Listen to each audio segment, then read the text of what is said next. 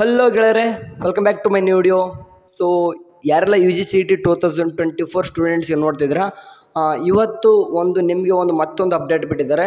ನಿನ್ನೆ NATA students ಏನೇನೆಲ್ಲ ಮಾಡಬೇಕು ಅಂತಂದು ಎಲ್ಲನೂ ಕೂಡ ಡೀಟೇಲ್ಸಾಗಿ ವಿಡಿಯೋ ಮಾಡಿದ್ದೆ. ಆ್ಯಂಡ್ ಇವಾಗ ಸದ್ಯಕ್ಕೆ ಏನಪ್ಪ ಅಂತಂದರೆ ಮತ್ತೊಂದು ಅಪ್ಡೇಟು ಕೆ ಎ ಸ್ಟೂಡೆಂಟ್ಸ್ಗೆ, ಅದು ಯಾರಿಗೆ ಏನು ಅಂತ ಎಲ್ಲನೂ ಕೂಡ ನಾನು ತೋರಿಸ್ತೀನಿ. ಯಾರೆಲ್ಲ ನಮ್ಮ ಚಾನಲ್ಗೆ ಫಸ್ಟ್ ಟೈಮ್ ವಿಸಿಟ್ ಕೊಟ್ಟಿದ್ರೆ ಒಂದೇ ಒಂದು ಸಬ್ಸ್ಕ್ರೈಬ್ ಮಾಡಿರಿ, ಆ್ಯಂಡ್ ಅದೇ ರೀತಿ ಒಂದು ಲೈಕ್ ಕೂಡ ಕೊಡಂಬಿಡ್ರಿ. ಈಗ ಡೈರೆಕ್ಟ್ ವಿಷಯ ಬರೋದಂತಂದರೆ ಏನಪ್ಪ ಅಪ್ಡೇಟ್ ಅಂತಂದರೆ, ಇವತ್ತು ನೋಡ್ತಿರ್ಬೋದು 12/7/2024 ಡೇಟು. ಇವತ್ತು ಏನು ಬಂದಂತಂದರೆ ನಾನು ಕೆ ವೆಬ್ಸೈಟಲ್ಲಿ ಇದ್ದೀನಿ. ಅದರಲ್ಲಿ ಬಂದುಬಿಟ್ಟು ನಾನು ಪ್ರವೇಶದಿಂದ ಕ್ಲಿಕ್ ಮಾಡಿಕೊಂಡು you G C T 2024 okay you G C T 2024 ಅನ್ನು ಕ್ಲಿಕ್ ಮಾಡಿಕೊಂಡ್ರೆ ನಿನ್ನೆ ಬಂದಿರತಕ್ಕಂಥದ್ದು you G C T 2024 NATA ಅರ್ಜಿ ಅಧಿಸೂಚನೆ. ಆ್ಯಂಡ್ ಎರಡನೇದ್ದು ನಾಟಾ ಅಭ್ಯರ್ಥಿಗಳಿಗೆ ಆನ್ಲೈನ್ ಅರ್ಜಿ. ಇದ್ರ ಬಗ್ಗೆ ಡೀಟೇಲ್ಸ್ ಎಲ್ಲ ಏನು ಹೇಳಿದ್ದೀನಿ, ಯಾರು ಮಾಡಬೇಕು ಅಂತ ಎಲ್ಲನೂ ಕೂಡ ಹೇಳಿದ್ದೀನಿ. ಓಕೆ, ಇವಾಗ ಇಲ್ಲಿ ಏನು ಕಾಣಿಸ್ತಿದೆ ನೋಡಿರಿ, ಯು ಜಿ ಸಿ ಟಿ 2024 ಪ್ರವೇಶ ಪ್ರವರ್ಗ ಆಫ್ಲೈನ್ ಮತ್ತು ಬಾಕಿ ಉಳಿದಿರುವ ಅಭ್ಯರ್ಥಿಗಳ ಅರ್ಹತಾ ಪಟ್ಟಿ. ಓಕೆ, ಇದ್ರ ಬಗ್ಗೆ ಸ್ವಲ್ಪ ಜನ ನನಗೆ ಅವಾಗವಾಗ ಕಮೆಂಟ್ ಆಗ್ತಾಯಿದ್ರಿ. ಮುಂಚೆ ಆವಾಗಲೇ ಕೇದಲ್ಲಿ ಒಂದು PDF ಬಿಟ್ಟಿದ್ರು. ಓಕೆ, ಯಾರೆಲ್ಲ ಕೆಲವೊಂದಿಷ್ಟು ಸ್ಪೆಷಲ್ ಕ್ಯಾಟಗರಿ ಅಂದರೆ ಸ್ಪೆಷಲ್ ಕ್ವಾಟಾ ಅಂತ ಏನು ಬರ್ತಾಯಿತ್ತು, ಫಾರ್ ಎಕ್ಸಾಂಪಲ್ NCC ಇರ್ತಿದ್ರಿ, ಆ್ಯಂಡ್ ಸ್ಕಾಟ್ಸ್ ಆ್ಯಂಡ್ ಗೈಡ್ಸ್ ಅಂತ ಇರ್ತಿದ್ರಿ, ಆ್ಯಂಡ್ ಕೆಲವೊಂದಿಷ್ಟು ಸ್ಪೋರ್ಟ್ಸ್ ಕ್ವಾಟಾ ಅಂತ ಏನೇನೋ ಹೇಳ್ತಿದ್ರಿ.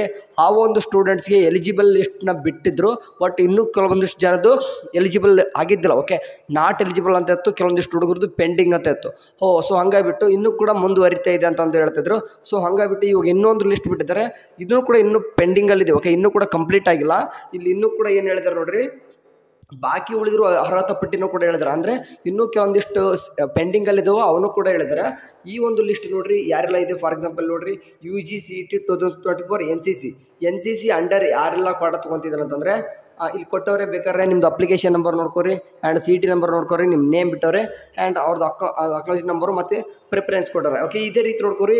NCCಯಲ್ಲಿ ಯಾರೆಲ್ಲ ಎಲಿಜಿಬಲ್ ಪಡೆದಿದ್ದಾರೆ ಅಂತಂದರೆ ಎಷ್ಟು ಜನ ಅಂತಂದರೆ ಟೋಟಲ್ ನನಗೆ ಒಂದು PDF ಹಂಗೆ ಓಪನ್ ಮಾಡ್ಕೊತ ಹೋಗ್ಬಿಟ್ರೆ ಟೋಟಲ್ ಬರೋಬ್ಬರಿ 115 ಜನ. ಮೊದಲೆಲ್ಲ ಇದ್ರು. ಓಕೆ, ಮೊದಲು ಕೂಡ ಇದ್ರಿ, ಇದು ಎರಡನೇ ಸರ್ತಿ ಬಿಟ್ಟವ್ರೆ, ನೆನ್ಪಿಟ್ಕೋಬೇಕು.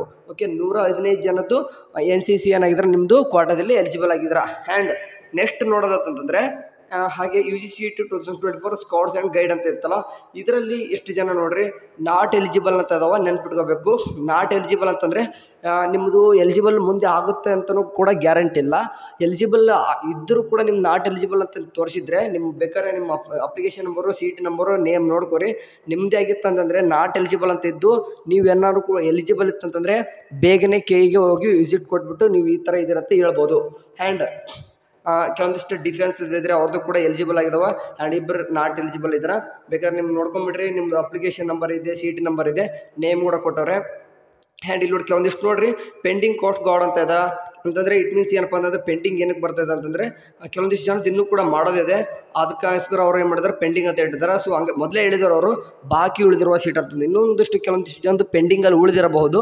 ಅವ್ರು ಮತ್ತೊಂದು ಸರ್ತಿ ಈ ರೀತಿ ಲಿಸ್ಟ್ ಬಿಡ್ತಾರಂತ ಗ್ಯಾರಂಟಿ ಇಲ್ಲ.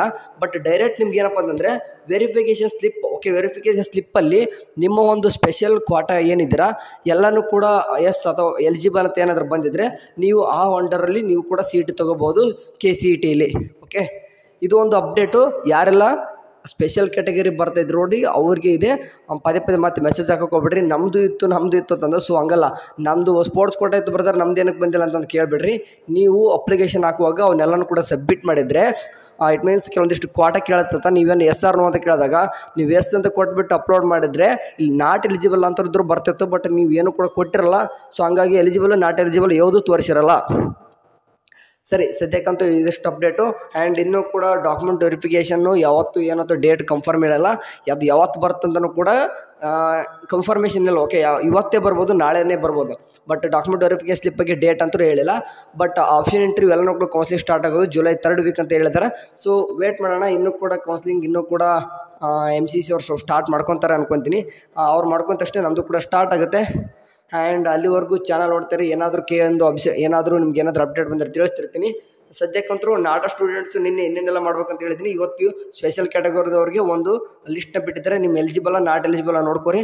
ಇನ್ ಕೇಸ್ ನೀವು ಎಲಿಜಿಬಲ್ ಇದ್ದು ಕೂಡ ನಾಟ್ ಎಲಿಜಿಬಲ್ ತೋರಿಸಿದರೆ ನೀವು ಇಲ್ಲಿ ಆನ್ಲೈನ್ ಮಾಡ್ತಾ ಕೂತ್ರೆ ಹಾಗಲ್ಲ, ನೆನ್ಪಿಟ್ಕೋಬೇಕು. ಅವ್ರ ಕೆಗೆ ವಿಸಿಟ್ ಕೊಟ್ಟು ನೀವೆಲ್ಲ ತೋರಿಸ್ಬೇಕು. ಓಕೆ, ನಾವು ನೋಡಿ ಇದೆಲ್ಲ ಇದ್ದೀವಿ, ನೀವು ಆದರೂ ಕೂಡ ನಮ್ಮ ಎಲಿಜಿಬಲ್ ಮಾಡಿಲ್ಲ ಅಂತಂದು ಇನ್ನೊಂದು ಸರ್ತಿ ಅವ್ರು ಕೇಳ್ಕೊಂಡ್ರೆ ಅವರು ನಿಮಗೆ ಹೆಲ್ಪ್ ಮಾಡ್ತಾರೆ. ಸರಿ, ಇದಿಷ್ಟು ಇವತ್ತಿನ ಅಪ್ಡೇಟು. ನೆಕ್ಸ್ಟ್ ಏನಾದರೂ ಅಪ್ಡೇಟ್ ಬಂದರೆ ತಿಳಿಸ್ತೀನಿ. ಅಲ್ಲಿವರೆಗೂ ಚೆನ್ನಾಗಿ ನೋಡ್ತೀರಿ. Take care. ಬಾಯ್.